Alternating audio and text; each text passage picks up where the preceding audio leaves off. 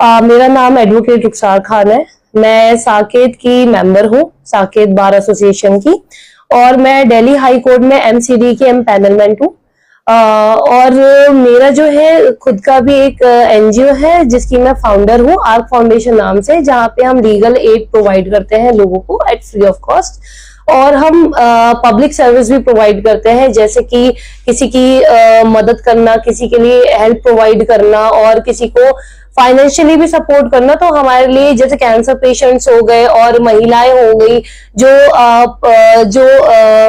मतलब मेंसेस से गुजरती हैं, प्रॉब्लम्स फेसेस करती हैं, तो उनके लिए भी हम हॉस्पिटल्स द्वारा मदद प्रोवाइड करवाते हैं। आज क्या घटना घटी आपके साथ जिसमें से प्रेस कॉन्फ्रेंस करनी पड़ी?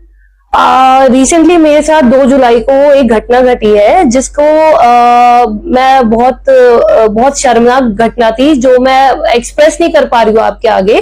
हुआ ये था उस इंसिडेंट में कि मैं मीडिएशन सेंटर गई थी अपनी क्लाइंट के साथ। मेरी क्लाइंट का जो मैटर था वो फैमिली डिस्प्यूट था, जिसमें मेरी क्लाइंट काफी टाइम से अपने ससुराल द्वारा प्रताड़ित थी।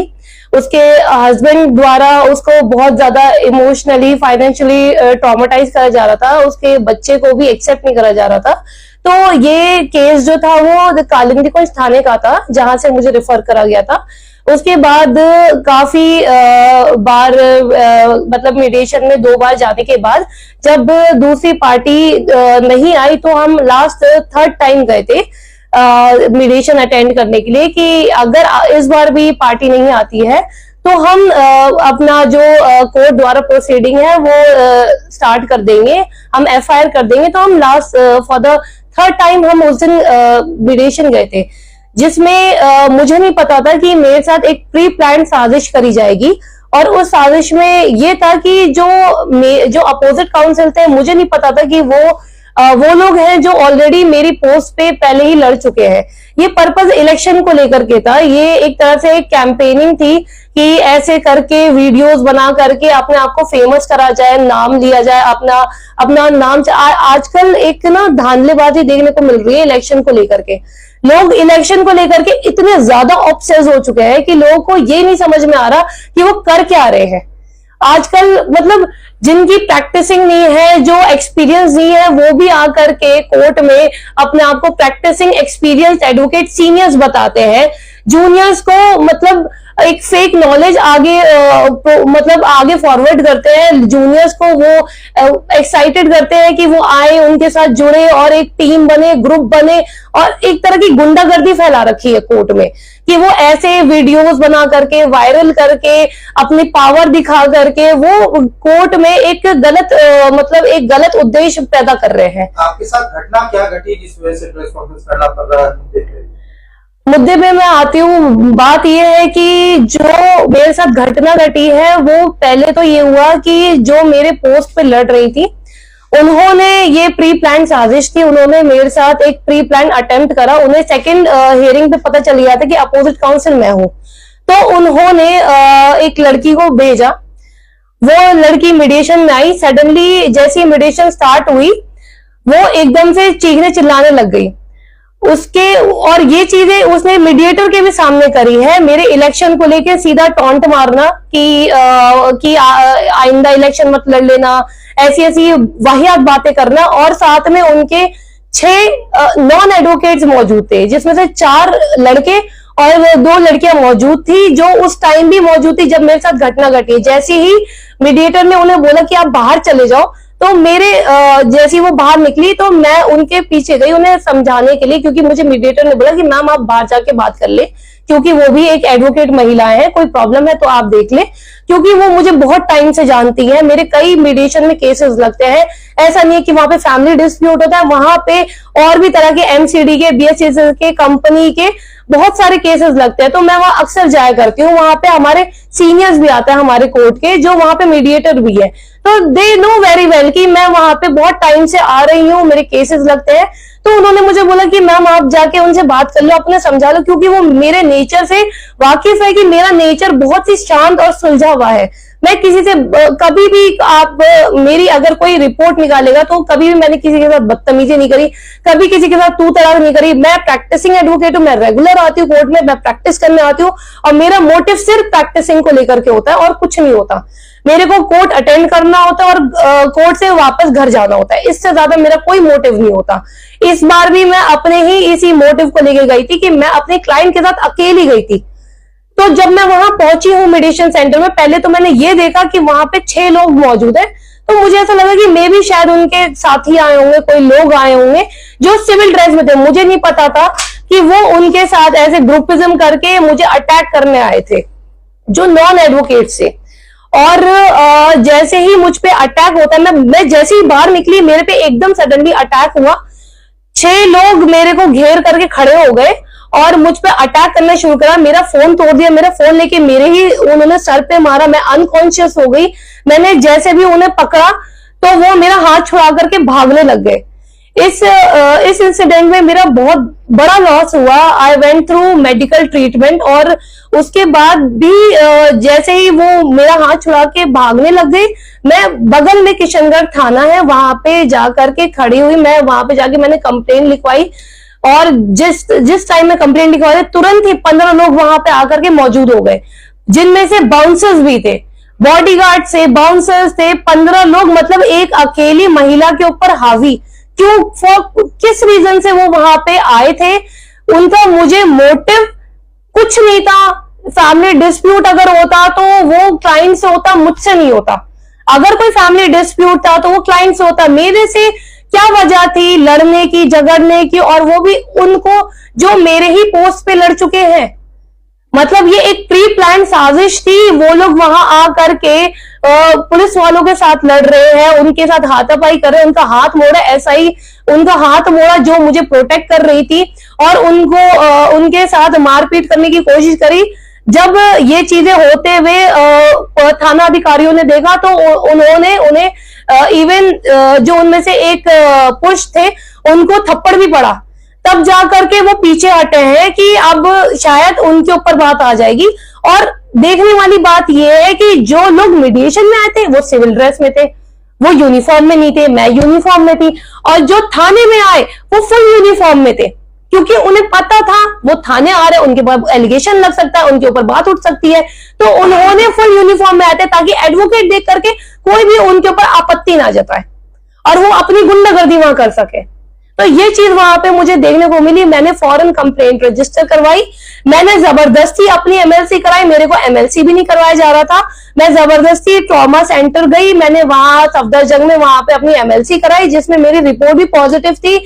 मुझे वहां पे मेडिकल ट्रीटमेंट से गुजरना पड़ा। मेरे को वहां पे मतलब बहुत चीजें हैं जो मैं आपको खुल के नहीं बता सकती। मुझे कई चीजों के साथ गुजरना पड़ा। जो लोग मुझे जानते हैं वो जानते हैं कि मेरे को कितनी मुसीबतों से गुजरना पड़ रहा है इस टाइम पे। जहां पर ये घटना घटी थी वहां पर कोई सीसीटीवी फुटेज वगैरह था? जहां ये घटना घटी है मारपीट की, वहां पे कोई सीसीटीवी नहीं लगा था। मैंने दोबारा पूछा, मैंने वहां से कंफर्मेशन ली कि कोई तो वहां पे सीसीटीवी हो, बट नहीं, वहां कोई सीसीटीवी नहीं था। हैरत की बात है कि वहां कोई सीसीटीवी नहीं था, जबकि वहां पे मेरे ख्याल से तो होना चाहिए।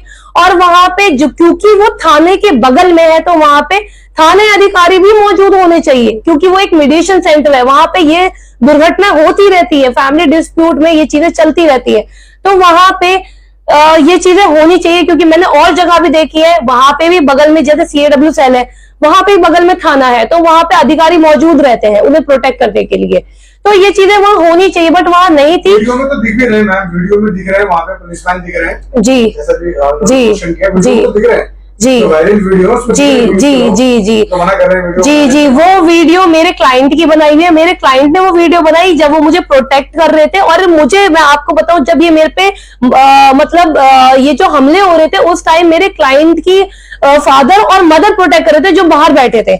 मैं मीडिएशन में अकेले अपनी क्लाइंट के साथ बैठी हुई थी। उस दिन मैंने अपनी क्लाइंट को, अपनी डॉटर को लाने को मना करा था, क्योंकि मुझे अंदेशा हो रहा था कि शायद कुछ गलत हो सकता है, तो मैंने पहले ही उसे मना कर दिया था। तो उनके जो फादर मदर वहां मौजूद थे, उन्होंने मुझे प्रोटेक्ट करा, उन्होंने मुझे बचाया। अगर वो नहीं होते तो शायद मेरे साथ और ज्यादा कुछ संगीन हादसा हो सकता था। कंप्लेंट थाने में दी है, क्या उस पर कोई कार्रवाई पुलिस के द्वारा की जा रही है? नहीं, अभी तक कोई कार्रवाई नहीं हुई, उस पर कोई एक्शन नहीं लिया जा रहा है, क्योंकि ये कहा जा रहा है कि एडवोकेट का मसला है, तो एडवोकेट ही कॉम्प्रोमाइज सुलझा ले तो ज्यादा बेहतर है। बट जो मेरे साथ हादसा हुआ है, मैं बिल्कुल भी मामला कॉम्प्रोमाइज पे नहीं जाऊंगी, मैं इनके ऊपर सख्त से सख्त कार्रवाई करवाऊंगी। आपके ऊपर जो अटैक हुए थे, वो किसी लेडी ने ही किए थे या जेंट्स भी? नहीं, वहां पे जेंट्स भी है, वीडियो में भी आपको जेंट्स देखने को मिलेंगे। उनका सबसे पहला ये चेक उन्होंने, जब मैंने कंप्लेंट करवाई थी, कंप्लेंट लिख रही थी मैं, तो सबसे पहले वो लोग यही देख रहे थे कि जेंट्स का नाम आना आ जाए। तो वहां जेंट्स भी मौजूद है, वीडियो में भी जेंट्स मौजूद है, और वो साफ दिख रहा है कि वो हाथापाई कर रहे हैं थाना अधिकारियों के साथ। क्या उनका कोई नाम आप जाहिर करेंगी? मैं नाम नहीं लेना चाहूंगी, क्योंकि मैं सोचती हूँ कि मैं तो एक प्रोफेशनल एडवोकेट हूँ, तो मैं डेकोरम मेंटेन करना चाहूंगी, और मैं चाहती हूँ कोर्ट इसमें प्रोसीडिंग आगे बढ़ाए और मेरे इस केस में FIR रजिस्टर हो इनके खिलाफ। बार एसोसिएशन को इसकी शिकायत करी है, उस पर क्या प्रतिक्रिया आगे से सामने? मैंने बिल्कुल ही डे 1 ही उन्हें मेल कर दिया था, क्योंकि मैं इस हादसे से गुजर रही हूँ, अभी भी मैं मेडिकेशन पे हूँ, इसलिए मैं वहां पे जा नहीं पा रही हूँ, क्योंकि मेरे साथ ऐसी चीजें हुई है कि मैं खुद स्टेबल नहीं हूँ कि मैं खड़े होकर के वहां जा सकूं और टाइम दे सकूं। बट मेरे वहां लोग मौजूद हैं, उन्होंने वहां पे कंप्लेंट पहुंचा दी है, और वो मुझे सुनने में आ रहा है कि इस पे कमेटी बैठ रही है, बट अभी तक मुझे एक्शन देखने को बिल्कुल नहीं मिला। मैम, सुबह जब आप कोर्ट में गए तो आपको शक नहीं हुआ कि ये लोग मेरा पीछा कर रहे हैं या कुछ भी? आपको ऐसा अंदेशा नहीं लगा? मुझे अंदेशा तो बहुत देर से हो रहा था, क्योंकि वो कंटिन्यूस मुझे घूर रहे थे। 2.5 घंटे से मैं 12:30 अराउंड पहुंची थी, तो 2:30-3 बजे वो मेडिटेशन स्टार्ट हुई थी। तो मुझे अंदेशा तो हो रहा था कि वो बहुत देर से मुझे घूर रहे हैं। जो लड़के वहां मौजूद थे उनके साथ, जो नॉन एडवोकेट थे, वो मुझे घूर रहे थे। बट क्योंकि मैंने फर्स्ट टाइम देखा था, तो मैंने इतना सीरियसली लिया नहीं कि मे भी हो सकता है कि वो मुझे देख रहे हो, या देख रहे हो कि एडवोकेट है, या वो सिविल मतलब कॉमन लोकल पीपल हो, तो शायद इसलिए वो मुझे देख रहे हो। जो घटना आपके साथ घटी है, इस तरह की घटना क्या कभी कोर्ट में किसी और वकील के साथ भी घटी है, महिला वकील के साथ खासकर, और क्या सुरक्षा आगे अपनाई गई है? मैंने कई बार ऐसी चीजें सुनी थी जो हुई है, नाम मैं डिस्क्लोज नहीं करना चाहूंगी, बट ऐसी कई बार चीजें देखने को मिले कि महिला एडवोकेट, खासतौर से यंग महिला एडवोकेट के साथ बहुत हुई है, बट उसको दबा दी गई है। तो बार एसोसिएशन इस पे कोई भी एक्शन नहीं लेती? महिलाओं के लिए कोई भी सेफ्टी पॉइंट नहीं बनाए गए? नहीं, बार का एक्चुअली क्या रहता है कि मैंने हमेशा ये देखा है, बार नहीं चाहती कि बार के ऊपर कोई नाम आए, इसलिए वो बात मैंने हमेशा देखी कि अंदर अंदर दबा दी जाती, कॉम्प्रोमाइज पे ले जाया जाता है, क्योंकि वो चाहते हैं कि बार का नाम खराब होगा, इमेज खराब होगी। ये संस्था बनाई ही क्यों गई है? ये संस्था एक्चुअल में एडवोकेट को प्रोटेक्ट करने के लिए बनाई गई है, बट क्योंकि जो इलेक्शन का मोटिव ही चेंज हो चुका है, पर्पस ही चेंज हो चुका है, तो इसलिए वो कमेटी भी डिस्ट्रॉय हो चुकी है। उस कमेटी का जो पर्पस था, मोटिव था, वो खत्म हो चुका है। अब सिर्फ पर्पस ये रह गया है कि जिसकी जितनी पावर उसका उतना नाम, जो जितना वायरल वीडियो जा रही है, जो जहां जितना गुंडागर्दी करता दिख रहा है, जो जितना क्लाइंट पे या किसी पे चिल्लाता हुआ दिख रहा है, वो बंदा फेमस है, उसको बार में लाया जाए, वही प्रोटेक्ट करेगा। जबकि प्रशासन द्वारा अगर FIR दर्ज नहीं होती है तो अगला कदम क्या होगा? मैंने एक कंप्लेंट DCP के पास भी भेजी है, ACP के पास भी भेजी है, और मैंने CM तक ये कंप्लेंट पहुंचाई है।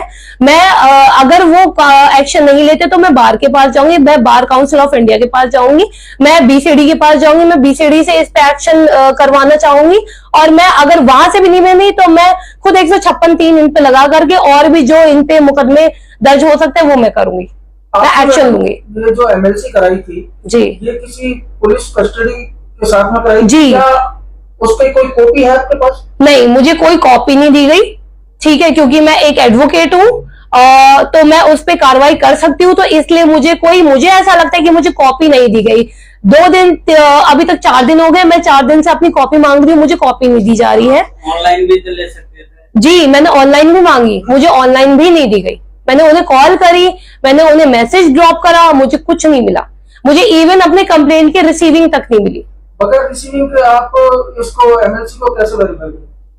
मैं इसे मैं MLC की आप बात कर रहे हैं, इसकी कॉपी ना सफदरजंग में भी होती है, जो हम वहां से जाकर के ले सकते हैं। अगर मुझे यहाँ से नहीं मिली तो मैं खुद सफदरजंग जाऊंगी और मैं अपनी MLC मांगूंगी।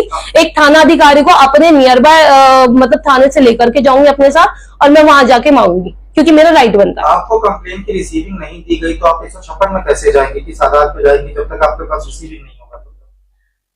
मैं सीधा डायरेक्ट कोर्ट से कर सकती हूँ, क्योंकि मैंने कंप्लेंट वहां दे रखी है और मेरी कंप्लेंट मौजूद है। एक कंप्लेंट मैंने डीसीपी को भी दे रखी है, डीसीपी सर को दी है मैंने, वहां फॉरवर्ड कराई है, तो मैं उसी के ऊपर उसी बेस पे मैं आगे कार्रवाई करवाऊंगी।